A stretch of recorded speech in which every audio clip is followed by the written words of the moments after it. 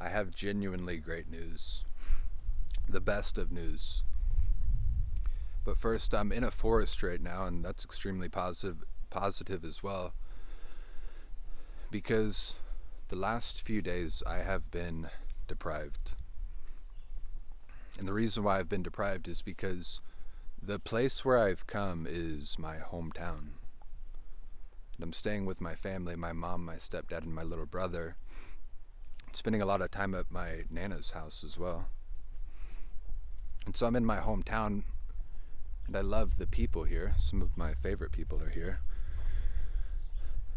But they've torn down almost all of the nature. They've torn down all of the forests around my hometown. And so I've been yearning to create these videos. I've been yearning to go soak in the trees and nature. But I haven't been able to find it. But here I am today. Sunlight through the trees, birds are chirping, greenery everywhere. And I'm grateful. It's nourishing my soul. And it took me a few miles. I had to bike a few miles on my brother's bike to get here. But it was more than worth it. And I'm just grateful that this exists. And there's something even more beautiful that we're walking down here too. And the other thing about the past few days and the last week and a half and being in my hometown, there's two reasons why I was so apprehensive to coming here. And one is because I'm a 29-year-old man. And the way that our culture is, American culture, if you are an adult and you spend any time living with your parents, they tell you that that is the worst thing that could possibly happen. And I had bought a house, I had a job that I worked for 5 years, and I made $100,000 per year, but it didn't satisfy me, and so I risked it all to build a life that was better, and I was on the precipice of succeeding, but I didn't quite do it. But the excuses don't matter to other people. They will call you a loser anyway. And I don't say that they call you a loser online or in theory. They call you a loser IRL, in real life. But that's okay. That's okay, because anything that somebody has to say about me, I'm aware. But I know who I am, and so it doesn't really matter. And so I didn't want to come back here because I'm a 29-year-old man. And also, I had to quit the job that I was working at because I moved away from that city. The city that I was just in, and I was staying with a friend. I had to move away and thus quit the job, and I've been talking to the people who I still know in this town, and I've been venturing around, but I haven't been able to find a job yet. And so now the more time that passes, not only am I staying with my family, but I don't have a job, and so it's a double-edged sword where you feel unconfident because you don't have a job, but then time passes and you can't find a job, and you become less motivated to find a job because you're less confident. And all of that is the top of the iceberg of how I've been feeling and the reason why I've been feeling that way over the past week and a half. And my negative emotions have been destroying me. And I've kind of been wasting days in dread, trying to enjoy the gift of life, trying to enjoy the gift of the present moment, but feeling defeated, feeling beat down, feeling a little bit desperate. But here I am today, and I woke up and I didn't know what to do to make the day better. I didn't know what I could do to show God that I know that He has given me this gift of life, and this day, the fact that I woke up, it is a gift and I didn't want to waste it. I was determined. And here I found a river. I found a forest. I wrote at a coffee shop. I did a Bible reading live stream this morning, and that was fun, amazing, beautiful. And so the great news is that now I know exactly what I must do. I know exactly what I must do, and it had to be revealed to me in this way, which is that I had to lose everything. I had to keep falling, and as I've fallen, I thought I lost everything I could possibly lose, but I keep losing things and I keep falling further. And now I know that it can keep getting worse.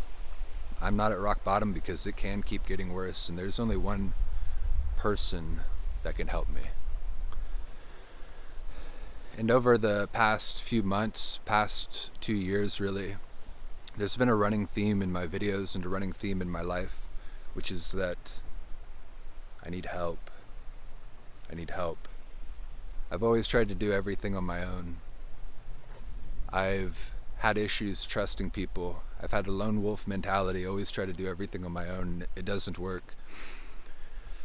But I'm like, who could possibly help me? Who could help me?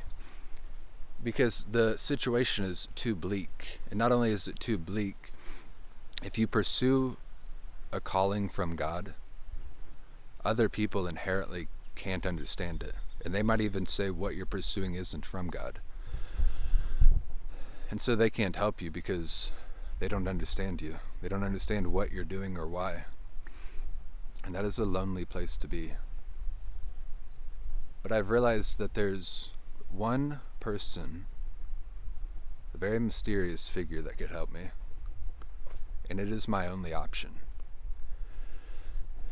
And the reason why it has to be this one person is because it's me, but it's not me. I have a big ego, and any time that I try to save myself, it's a double-edged sword, because if I do save myself, then it grows my ego and I fall again. Or I become hyper-competitive and aggressive, and I start to incidentally burn things down in the fire of my ego that should never have been burnt down. And so people tell me even now, save yourself, save yourself. I'm like, I'm not even willing to conjure up that fire because it's going to make things worse, and I know it, because it's going to be a fire of my own ego. And so who can help me? Who is this mysterious figure that can help me? And that person is the Holy Spirit. And the Holy Spirit isn't an energy, it isn't an abstract essence. It is a person, it is the mystery of faith. And the Holy Spirit consumes with fire, and this situation is so dire, it is so bleak, and I feel so trapped. But it's not just that I feel trapped, I am objectively trapped. And my only way out of this is the person of the Holy Spirit.